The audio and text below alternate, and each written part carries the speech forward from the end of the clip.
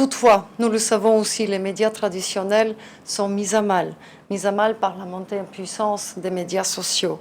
En effet, on voit souvent des annonceurs qui préfèrent placer leurs annonces via les plateformes numériques plutôt que dans la presse traditionnelle afin de mieux cibler les campagnes publicitaires. Et aujourd'hui, il existe une énorme asymétrie entre la taille et le pouvoir de marché de ces plateformes, et ceci même en comparaison avec les plus grandes sociétés de médias. Ainsi, pour agir contre la désinformation, nous devons aussi agir sur l'information de qualité pour contrebalancer et diluer la désinformation. Je ne le cache pas, l'auteur de cette expression est M. Leclerc. Je l'ai très bien retenu, j'ai été marquée au moment de son intervention du groupe d'experts sur la désinformation. Et je pense qu'il faudra vraiment à chaque fois se rappeler ces deux mots-clés, la qualité et le contenu diversifié qui sont essentiels. Quelles sont les motivations ? Oui, certains recourent à la désinformation pour manipuler les politiques, les débats sociétaux ou encore les opinions dans les domaines tels que le changement climatique, la migration, la santé, la sécurité publique ou les finances. Et donc d'abord, je voudrais ici mentionner clairement que nous faisons face à un phénomène pour lequel d'abord nous n'avons pas de définition dans le droit européen. Autant pour la désinformation en ligne, nous faisons face parfois à une vraie zone grise où justement la valeur ajoutée du groupe de travail du haut niveau est venue pour non seulement nous fournir pour la première fois cette définition commune qui était le point de départ pour initier une politique au niveau européen.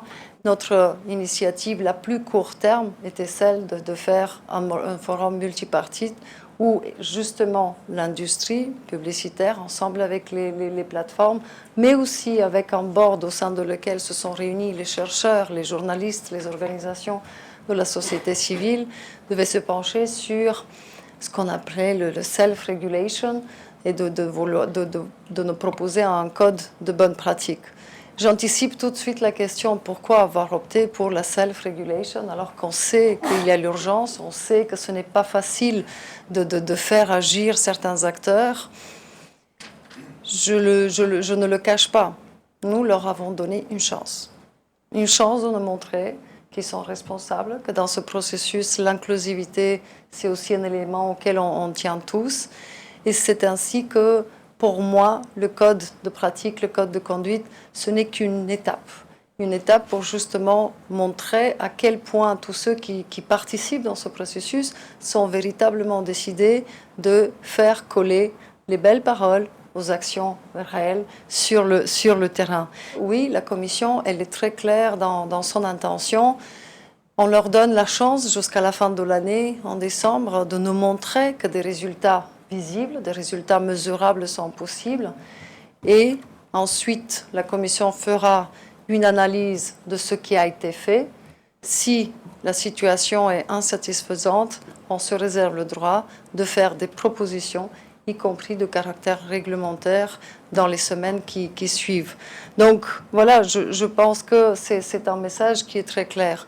Ensuite, je ne peux ne pas toucher à la question du réseau indépendant européen des fact-checkers.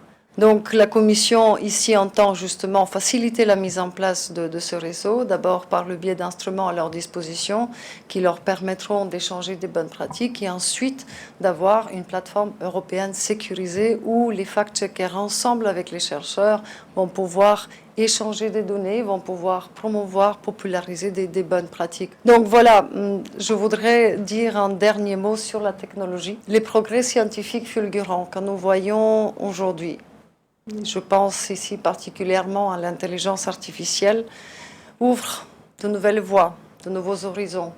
Pour nous, il est d'une importance capitale que les journalistes qui sont en première ligne puissent profiter des dernières technologies de traitement numérique pour contrecarrer de manière efficace la désinformation qui met à mal nos démocraties. Et à la fin, évidemment, je retiens une question très importante. Combien nous devons continuer à investir dans les compétences numériques des journalistes pour qu'ils puissent saisir ces nouvelles opportunités, les compétences numériques de nos jeunes, de notre société, de nos citoyens, pour qu'ils puissent avoir clairement identifier les fake news, des faits, pour qu'ils puissent savoir que derrière le contenu, il y a un travail, il faut l'apprécier à sa juste valeur.